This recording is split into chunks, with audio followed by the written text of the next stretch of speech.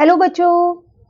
आज मैं आपको क्लास 10th का जो सीबीएसई की तरफ से सैंपल पेपर आया है आपके लिए टर्म 2 का वो कराने वाली हूँ। ये पेपर बेसिक वाले बच्चों के लिए जिन्होंने मैथमेटिक्स जो है बेसिक में ले रखी है। ठीक है, तो ये पेपर जो है आपके पास 2021 टू 22 के सेशन के लिए ही है। टोटल 40 मार्क्स का आपका ये पेपर आएगा और 2 आवर्स का ये पेपर है। क्लियर है। सबसे पहले एक बार जनरल इंस्ट्रक्शंस रीड कर लेते हैं कि पेपर का पैटर्न क्या है, उसके बाद हम अपना पेपर सॉल्व करना शुरू करते हैं। देखिए यहाँ पर फर्स्ट पॉइंट दे रखा है आपको, the question paper consist of 14 questions divided into 3 section. इसका मतलब इस क्वेश्चन पेपर में कितने सेक्शंस मिलेंगे आपको? 3 सेक्शंस मिलेंगे और टोटल कितने क्वेश्चंस मिलेंगे आपको? 14 क्वेश्चंस मिलेंगे। ठीक है, सेक्शन ए में कितने क्वेश्चंस होंगे? 6 क्वेश्चंस होंगे जो 2 मार्क्स ईच होंगे। इंटरनल चॉइस आपको मिल जाएगी हर सेक्शन में। ठीक है, सेक्शन बी में आपके पास 4 क्वेश्चंस होंगे, ये 3 मार्क्स ईच होंगे, इसमें भी आपको इंटरनल चॉइस मिलेगी। सेक्शन सी में आपके पास 4 क्वेश्चंस होंगे ओनली, लेकिन वो 4 मार्क्स ईच होंगे, जिसमें से 2 क्वेश्चंस आपके पास केस स्टडी वाले क्वेश्चंस होंगे और 2 क्वेश्चंस आपके पास सिंपल होंगे। ठीक है, इंस्ट्रक्शन समझ में आ गई? तो इंटरनल चॉइस है, कोई ऐसी एक्सटर्नल चॉइस नहीं है। क्वेश्चन सारे करने कंपलसरी। एक बार पेपर देख लेते हैं, फिर आज हम अपना सेक्शन ए कंप्लीट कर लेते हैं। तो देखो ये रहा आपके पास सेक्शन ए। टोटल कितने? 6 क्वेश्चंस थे ना, तो आपके पास ये रहे वो 6 क्वेश्चंस। आप देख रहे हो इंटरनल चॉइसेस में आपको दिख रही है ना। देन सेक्शन बी ये रहा आपके पास 7, 8, 9, 10 टोटल 4 क्वेश्चंस है। इसमें देखा जाए तो एक इंटरनल चॉइस आपको दी गई है।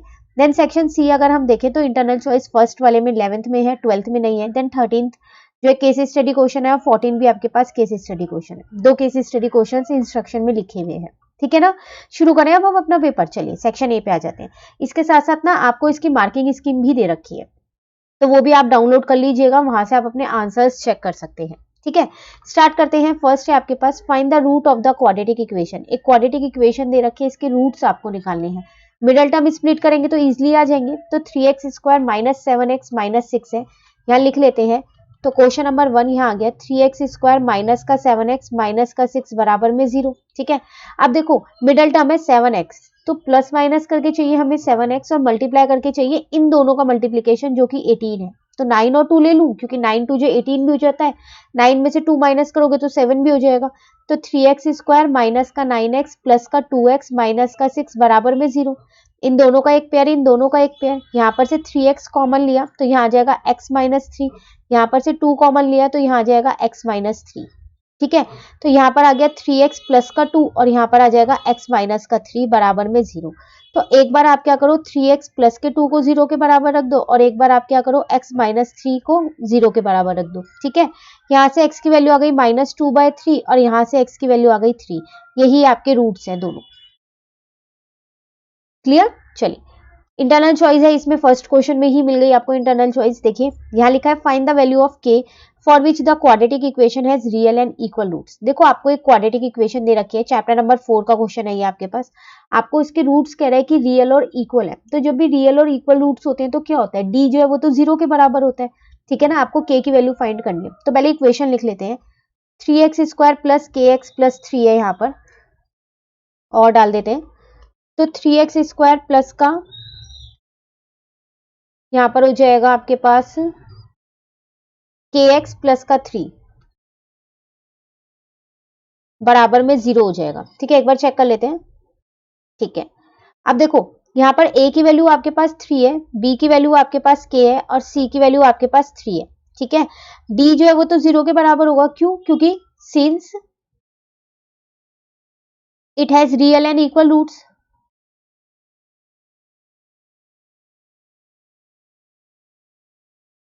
ठीक है ना, तो d क्या होता है, बी स्क्वायर माइनस का 4ac बराबर में 0। b की जगह मैंने k स्क्वायर लिखा -4, a की जगह 3, c की जगह भी 3 लिखा इजिकल टू में 0।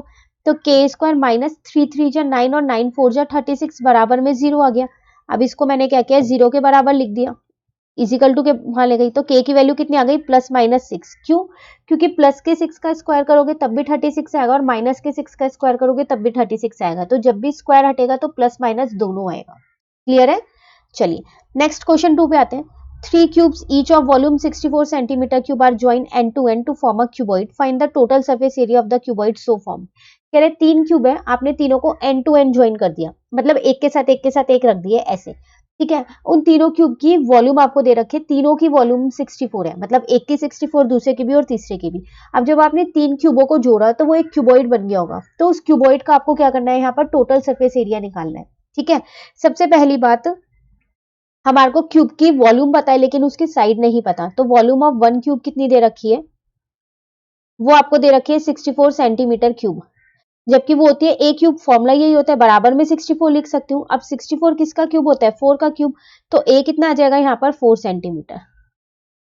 ठीक है, अब जब वो क्यूबॉइड बन गया है तो देखो, अब क्यूबॉइड की अगर मैं डायमेंशंस की बात करूं तो वो आपने एक के साथ एक के साथ एक रखा, तो उसकी लेंथ जो है 4 + 4 + 4 हो जाएगी। अगर मैं यहाँ पर मान लो ये 3 क्यूब एक के साथ एक रख दूं ऐसे, तो इनकी लेंथ तो बढ़ गई ना, तो 4 + 4 8 + 4 12 सेंटीमीटर हो गई, लेकिन उसकी ब्रेथ और हाइट जो है वो तो 4 सेंटीमीटर ही होगी, ऐसे ऊपर थोड़ी ना रखा है जो हाइट बढ़ जाएगी, वो तो सेम ही रहने वाली है, तो ये तो सेम ही रहेगी। ठीक है, अब अगर हम इसका टीएस से निकालें तो उसका फॉर्मूला होता है 2 ब्रैकेट में LB प्लस का BH प्लस का HN। ठीक है, ये 2 ऐसी है, L की जगह 12 लिखा, B की जगह 4 लिखा, B की जगह 4, H की जगह 4, H की जगह 4, L की जगह 12। क्लियर है, ये 2 ऐसी है, 12 4 जा 48, 4 4 जा 16, 12 4 जा 48 हो गया। ठीक है, अब कैलकुलेशन करनी है तो ये 2 ऐसी है, 48 में 48 प्लस कर दो और उसके बाद उसमें 16 कर दो, तो मैं आपको डायरेक्ट प्लस करके ही बता रही हूँ कि कितना आएगा, तो 112 आपका आएगा। अब इसको क्या करो, 2 से मल्टीप्लाई कर दो, तो आपका क्या आ जाएगा, टीएस से निकल के आ जाएगा, तो आपका टीएस से आ गया 224 centimetre square. Clear question number 2। चलिए क्वेश्चन नंबर 3 पे आ गए अब हम। यहाँ आपसे कह रहे हैं an inter house cricket match was organized by a school. Distribution of run made by the student is given below. Find the median run score. कुछ रन्स आपको दे रखे हैं जो बच्चों ने लिए, ठीक है, आपको इसका मीडियन निकालना है। तो पहले ये डेटा जो है हम इसको टेबल फॉर्म में आगे लिख देते हैं। 0 to 20 से शुरू है और 80 to 100 पे है। मीडियन का फॉर्मूला याद है तो आप निकाल पाओगे आसानी से। 0 से 20 तक है, 20 से 40 तक है, 40 से 60 तक है, 60 से 80 तक है और 80 से 100 तक है। ठीक है, एफ हमारे को गिवन ही है तो एफ भी देख लेते हैं क्या है, 46534, तो 46534। तो आपको पता है मीडियन के केस में सीएफ निकाली जाती है पहले, है ना, तो चलिए सीएफ भी निकाल लेते हैं यहाँ पर। तो पहले वाली तो सेम ही रहती है, देन उसमें प्लस करते रहते हैं, तो 10 हो जाएगा, 10 में 5 प्लस के 15, 15 में 3 प्लस के 18, 18 में 4 प्लस के 22। और जो सीएफ का लास्ट वाला होता है वो एफ का टोटल होना चाहिए, तभी हमारी सीएफ ठीक होती है। तो अगर हम इसे प्लस करेंगे एफ को, तो 10 15 16 17 18 22 आ रहे हैं ना दोनों सेम, इसका मतलब हमने सीएफ ठीक निकाली है। अब n/2 निकालें अगर हम, तो 22/2 इसका मतलब 11 हो जाएगा। ठीक है, तो 11 अगर हम सीएफ में देखें तो हमारे को जो मीडियन क्लास मिलेगी वो यही मिलेगी, इसके अलावा कोई और नहीं मिल रही है, नहीं मिल रही ना। तो मीडियन क्लास मेरी यहाँ पर कौन सी आ गई है, क्योंकि 15 11 जो है वो इसी में ही लाई करेगा। मीडियन क्लास आ गई है 40 to 60, इसका मतलब एल जो है वो मेरा 40 हो गया है, एच जो है वो मेरा 20 हो गया है, सी एफ जो है वो मेरा एक ऊपर वाला लेते हैं 10 हो जाएगा, एफ जो है वो मेरा 5 हो जाएगा। क्लियर है, फॉर्मूला लगाते हैं यहाँ पर मीडियन का। तो मीडियन का फॉर्मूला क्या होता है, L प्लस n/2 माइनस का CF अपॉन में F इंटू में H। तो L है मेरे पास 40, n/2 मेरे पास है 11, CF है मेरे पास 10, F है मेरे पास 5, H है मेरे पास 20। ठीक है यहाँ तक। अब यहाँ पर लिया 40, यहाँ आ जाएगा 11 में से 10 जाएगा 1, 1 इंटू 20, 20 अपॉन में 5। तो इसको इससे कट कर देते हैं तो 4 पे, तो आपका मीडियन कितना आ जाएगा यहाँ पर 44। यही आपको क्वेश्चन में फाइंड करना था। क्लियर, तो कौन सा क्वेश्चन था, क्वेश्चन नंबर 3 कंप्लीट हो गया। तो आप देख लो इसी तरीके के क्वेश्चंस आपके पास एग्जाम में आने वाले हैं, हर चैप्टर के मिक्स होके आ रहे हैं, तो आपको उसी तरीके से अपना माइंड चलाना है कि जो से भी चैप्टर का क्वेश्चन आए आपको फॉर्मुलेज याद होने चाहिए। इसके लिए आपको क्या करना है, ज्यादा से ज्यादा सैंपल पेपर्स की प्रैक्टिस कीजिए जिसमें सब में मिक्स क्वेश्चन है। ठीक है, तो उसके लिए मैं आपको एक बुक बता देती हूँ, यहाँ आप देख रहे हैं ओसवाल गुरुकुल की बुक है, तो ये टर्म 2 के लिए स्पेशली बुक है। इसमें सीबीएसई के 36 सैंपल क्वेश्चन पेपर्स हैं आपके पास, ऑल सब्जेक्ट्स हैं, इंग्लिश है, यहाँ पर हिंदी भी है, इसके अंदर मैथ्स भी है, साइंस भी और एसएसटी भी है। न्यू सैंपल क्वेश्चन पेपर जो अभी रिलीज हुआ है, जो कि हम कर रहे हैं, वो भी आपको इसमें फुली सॉल्व मिल जाएगा। ठीक है, तो आप देख लीजिए बुक यहाँ पर स्पेशली इसी टर्म के लिए है, सारे सॉल्यूशंस हैं, कोई सैंपल पेपर्स बहुत सारे दे रखे हैं इसके अंदर। अगर आप कंटेंट देखें तो देखिए इंग्लिश उसका सैंपल पेपर है, देन प्रैक्टिस पेपर ये रहे आपके पास 5 विद सॉल्यूशन। ठीक है, साथ साथ सेम ऐसी हिंदी है, हिंदी भी, मैथ्स में देखिए सैंपल क्वेश्चन पेपर दे रखा है सॉल्यूशन के साथ, और टोटल 7 और क्वेश्चन पेपर्स आपको दे रखे हैं जिससे आप प्रैक्टिस कर सकते हैं अच्छे से अच्छे, और साथ साथ उनके सॉल्यूशन भी आपको प्रोवाइड कर रखे हैं। सेम वही पैटर्न है जो आपका सीबीएसई के सैंपल पेपर का पैटर्न आया, साइंस और एसएसटी भी सेम वही है। क्वेश्चन पेपर में आपको एक दिखा देती हूँ, यहाँ पर देखिए सबसे पहले इसका ब्लूप्रिंट देख लीजिए, यहाँ पर लिखा हुआ है चैप्टर वाइज आपको मार्क्स बता रखे हैं किस हिसाब से आएगा। जिससे आपको पता चल जाए कि कौन से चैप्टर की कितनी वेटेज है। ठीक है, सैंपल क्वेश्चन पेपर ये रहा आपके पास, देखिए मैथमेटिक का स्टैंडर्ड वालों का मैं आपको दिखा देती हूँ। क्वेश्चन के साथ साथ उसका सॉल्यूशन भी प्रोवाइड कर रखा है, ऐसा नहीं है सॉल्यूशन नहीं है, पूरा सॉल्व है, तो आपको कहीं पर भी डाउट नहीं होगा। तो आप इस बुक से ज्यादा सैंपल पेपर की प्रैक्टिस कर सकते हैं। बाय लिंक मैं आपको नीचे डिस्क्रिप्शन में दे दूंगी, तो आप वहां से देख लीजिएगा। और जितने क्वेश्चन पेपर हो सके टर्म 2 के, उतने ही क्वेश्चन पेपर्स आप सॉल्व कीजिए, ताकि आपकी अच्छी सी प्रैक्टिस हो जाए। केस स्टडी के क्वेश्चंस आप ध्यान से कीजिएगा, क्योंकि केस स्टडी के क्वेश्चंस में ही कई बार बच्चों को डाउट होता है ना। तो ज्यादा से ज्यादा केस स्टडी के क्वेश्चन सॉल्व कीजिएगा। ये रहे आपके पूरा सैंपल पेपर है, मैंने आपको दिखा दिया। तो ये आपके पास बुक है, क्लियर है। बाय लिंक मैं आपको नीचे डिस्क्रिप्शन में दूंगी, आप वहां से देख लीजिएगा। चलिए शुरू करते हैं, वापसी आते हैं हम अपने पेपर पे। फोर्थ क्वेश्चन है हमारे पास, find the common difference of the AP 4, 9, 14। कह रहा है सबसे पहली बात, इसका कॉमन डिफरेंस फाइंड करो। एपी आपको दे रखे हैं, जितना जितना क्वेश्चन है ना छोटे छोटे पार्ट में करेंगे तो समझ में आ जाएगा एपी, क्योंकि कई बच्चों को एपी का चैप्टर बहुत मुश्किल लगता है ना। तो पहले एपी लिखते हैं, चलो 4, 9 और 14 है।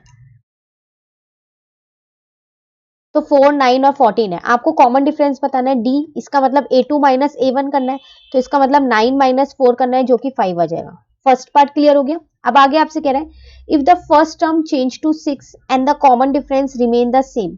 अगर फर्स्ट टर्म 4 की जगह 6 हो जाए, लेकिन कॉमन डिफरेंस वही है जो अभी हमने निकाला, तो फिर आप न्यू एपी बताओ। तो अब यहाँ पर लिखते हैं न्यू A1 कितना हो जाएगा, वो हो जाएगा 6, डी आपके पास 5 ही रहने वाला है।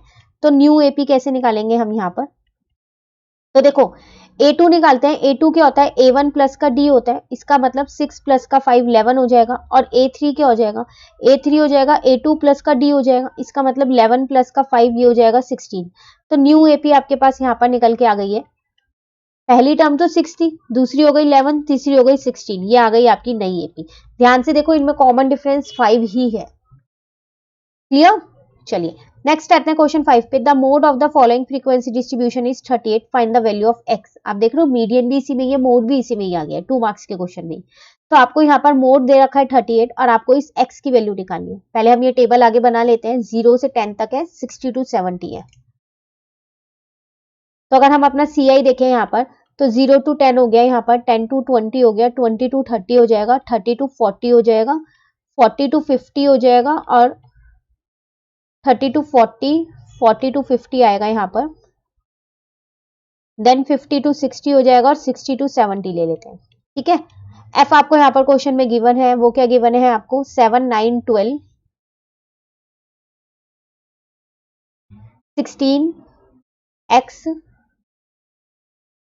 6 और 11। एक बार क्रॉस चेक कर लेते हैं बस, 6 और 11। हाँ, मोड आपको 38 गिवन है, यहाँ लिख देती हूँ मैं, मोड जो है वो आपको 38 गिवन है। ठीक है, अब देखो सबसे पहली बात मॉडल क्लास निकालनी पड़ेगी, क्योंकि मोड आपको यहाँ पर 38 दे रखा है।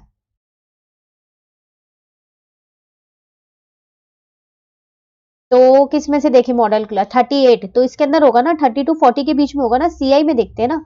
तो मॉडल क्लास मेरी यहाँ पर कौन सी आ गई, मॉडल क्लास आ गई 30 to 40। बस अब तो सब निकल ही जाएगा। एल यहाँ देखे तो 30 है, F1 वही होता है 16, F0 जो है वो ऊपर वाला होता है जो कि 12 होगा, F2 जो है वो नीचे वाला होता है जो कि X होगा, H जो है इन दोनों के बीच का अंतर होता है जो कि 10 होगा। ठीक है, अब अगर हम अपना मोड का फॉर्मूला लगाएं तो वो हमारे पास होता है L plus F1 minus F0 upon में 2F1 माइनस का F0 माइनस का F2 इंटू में H। ठीक है, जो जो गिवन है सब चीज पुट कर दो। मोड आपको 38 गिवन है, मैंने 38 लिख दिया। यहाँ पर L मेरे पास कितना है, वो 30 है, तो 30 लिख दिया, प्लस F1 जो है वो 60 है, ये 12 है, 2F1 मतलब 16 को 2 से इंटू करेंगे। ठीक है, माइनस का F0 12 है, F2 X है, ये ऐसे ही रह जाएगा, H मेरे पास 10 है। क्लियर है यहाँ तक। अब क्या करेंगे, इस 30 को इधर ले आते हैं। ठीक है, यहाँ पर 16 में से 12 जाएगा 4, यहाँ आ जाएगा 32 माइनस का 12 माइनस का x इंटू में ये 10 ऐसी है। ठीक है, यहाँ पर अब देखो यहाँ पर 8 बचा, यहाँ पर 4, अब यहाँ पर 32 में से जब आप 12 को माइनस करोगे तो 20 माइनस एक्स इंटू में 10 आ जाएगा। 8 इसको मैं इधर ले आई 20 माइनस एक्स को, और यहाँ पर क्या बच गया, 40 बच गया, 10 से इंटू कर दिया सीधा मैंने, तो यहाँ पर आ जाएगा 20 माइनस एक्स। इस 8 को मैं नीचे ले गई यहाँ पर, तो ये डिवाइड का हो गया, तो 20 माइनस एक्स बराबर में कितना आ गया, 5। तो 20 माइनस 5 एक्स को उधर ले गई, एक्स की वैल्यू आ गई 15। यही तो आपको कैलकुलेट करनी थी, कैलकुलेट हो गई। ठीक है, तो ये था क्वेश्चन नंबर 5। लास्ट क्वेश्चन इस सेक्शन का, क्वेश्चन नंबर 6 चैप्टर नंबर 10 का है आपके पास ही। X Y and M N are tangent drawn at the end point of the diameter DE of the circle with centre O, prove that X Y parallel to M N. देखो यहाँ पर दो tangents बनाई गई हैं, ठीक है, इस सेंटर से यहाँ पर ये ड्रॉ की गई। आपसे कह रहा है कि एक्स वाई को एम एन के पैरेलल प्रूव करना है। तो कैसे प्रूव करेंगे? सबसे पहली बात तो आप देख रहे हो कि जो ये आपके पास है ये पॉइंट ऑफ कांटेक्ट है डी और ई वाला जो है ना, ये पॉइंट ऑफ कांटेक्ट आपके पास। तो आपको पता है कि ये यहाँ पर 90 डिग्री का एंगल बनाएगा अकॉर्डिंग टू थ्योरम 10.1। 10.1 थ्योरम यही तो कहती है कि जो हमारे पास टेंजेंट होती है और उसका जो पॉइंट ऑफ कांटेक्ट होता है उससे जो रेडियस डलती है उस पर वो क्या होती है, वहां पर परपेंडिकुलर होती है, 90 डिग्री का एंगल बनाती है। ठीक है, तो पहले वही चीजें हम यहाँ पर लिख लेते हैं। तो अगर हम यहाँ पर करें अपना क्वेश्चन नंबर कौन सा करना है हमारे को, क्वेश्चन नंबर करना है 6। तो अभी हम ऊपर वाला पार्ट कर रहे हैं, इंटरनल पार्ट बाद में करेंगे। ठीक है, सबसे पहले हम लिखते हैं यहाँ पर एक्स वाई जो है, तो X Y is the tangent, ये टेंजेंट है हमारे पास और कौन से पॉइंट से आ रही है, ये डी पॉइंट से आ रही है, तो वो भी लिख देते हैं to the circle at point D. ठीक है, तो फिर हम ये कह सकते हैं कि जो ये यहाँ पर 90 डिग्री का एंगल बनना है, तो वही चीज मैं लिख देती हूँ कि जो हमारा ओडी है वो परपेंडिकुलर होगा एक्स वाई के ऊपर। ओडी ये वाला परपेंडिकुलर है किस पे, एक्स वाई पे। तो ओडी एक्स वाला जो एंगल है, एंगल ओडी एक्स जो है वो 90 डिग्री का होगा। ठीक है, इसके साथ साथ मैं ये कह सकती हूँ ईडी एक्स, ये वाला पूरा एंगल, एंगल की तो वही बात करूँ, सिर्फ नाम चेंज हो गया। तो एंगल ईडी एक्स वो भी मेरा क्या होगा, यहाँ पर 90 डिग्री होगा। सिमिलरली अगर हम देखें तो एम एन जो है वो भी हमारी टेंजेंट है, ई पॉइंट से जा रही है, तो यहाँ पर लिख देते हैं M N is the tangent to the circle at point E.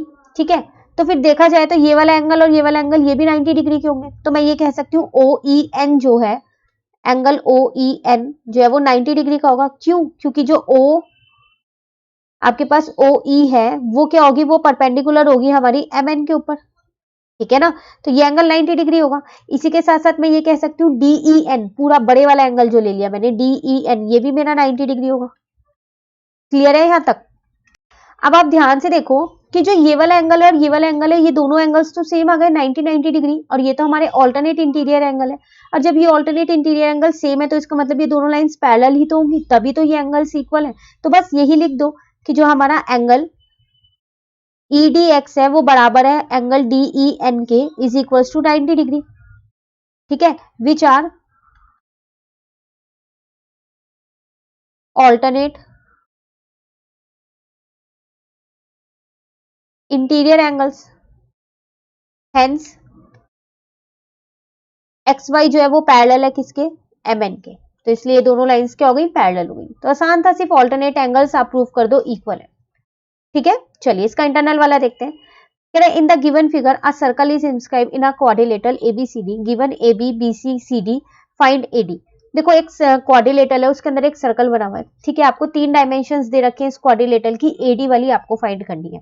ठीक है, कैसे करेंगे? देखो आपको पता है कि जो ये D A B और C है ये एक्सटर्नल पॉइंट्स है, तो इनसे जो भी टेंजेंट्स बन रही होगी सर्कल के ऊपर उनकी लेंथ इक्वल होगी अकॉर्डिंग टू थ्योरम 10.2, क्योंकि 10.2 थ्योरम यही कहती है कि बाहर के पॉइंट से जब भी हम सर्कल के ऊपर दो टेंजेंट्स डालते हैं तो उनकी इक्वल लेंथ होती है।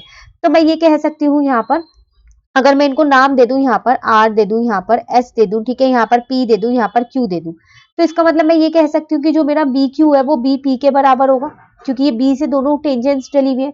उसी तरीके से जो मेरा यहाँ पर CQ है वो CR के बराबर होगा, क्योंकि ये C से दो टेंजेंट्स डली हुई है। उसी तरीके से मेरा जो DS है वो किसके बराबर होगा, DR के बराबर होगा, D से दो टेंजेंट्स है। उसी तरीके से AS जो है वो मेरा AP के बराबर होगा। तो इसको आप अपनी इक्वेशन 1, इसको इक्वेशन 2, इसको इक्वेशन 3 और इसको इक्वेशन 4 मान लो, और यहाँ लिख दो अकॉर्डिंग टू थ्योरम 10.2। आपको पूरी थ्योरम लिखनी है, पूरी स्टेटमेंट। ठीक है, अब आप क्या करो, इन सबको ऐड कर लो, एडिंग ऑल इक्वेशंस। तो देखो BQ में प्लस करेंगे CQ और प्लस करेंगे DS प्लस करेंगे AS, बराबर में इसमें प्लस करेंगे BP प्लस का CR प्लस का DR प्लस का AP। ठीक है ना, अब देखो BQ में CQ प्लस करेंगे तो BC आएगा, DS में AS प्लस करो आप तो AD आ जाएगा आपका, और BP में AP प्लस करो तो AB आ जाएगा, और CR में DR प्लस करो तो CD आ जाएगा। क्लियर है? कुछ चीजें आपको गिवन है, जैसे कि BC आपको 7 गिवन है, AD आपको फाइंड करना है, ऐसे ही रहने दो, AB आपको 6 गिवन है, CD आपको 4 गिवन है। ठीक है, तो AD यहां से निकल गया, ये दोनों मिलके 10 हो गए, माइनस कर दो 7, ये प्लस का था इधर आके माइनस का हो गया, तो ये आ गया 3 सेंटीमीटर। क्लियर हुआ? तो इसी के साथ हमारा सेक्शन ए पूरा कंप्लीट हो चुका है। सेक्शन नंबर बी जो है, जिसमें हमारे पास टोटल 4 क्वेश्चन है, ये मैं आपको नेक्स्ट क्लास में कराऊंगी। इतने आप सेक्शन ए कर लीजिए, कोई भी डाउट हो तो कमेंट करके पूछ लीजिएगा, और अगर आपको ये वीडियो अच्छी लगी तो आप इसे लाइक जरूर कीजिएगा और मेरे चैनल को सब्सक्राइब कीजिए। Thank you.